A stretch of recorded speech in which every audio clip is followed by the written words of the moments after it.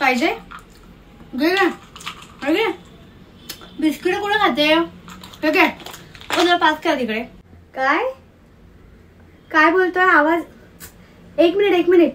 ओ तुमच्या बाळाला जरा गप्प करा ना, ऐकू येत नाहीये मला. कशाला एवढ्या गर्दीतून बाळांना वगैरे घेऊन येता तुम्ही? बापरे हिचं वय बघ किती आणि ही बोलते बघ किती टिव टिव. काय लुक्स काय देते? काय बघतेस? हे सुषमा बघ इकडे या जरा.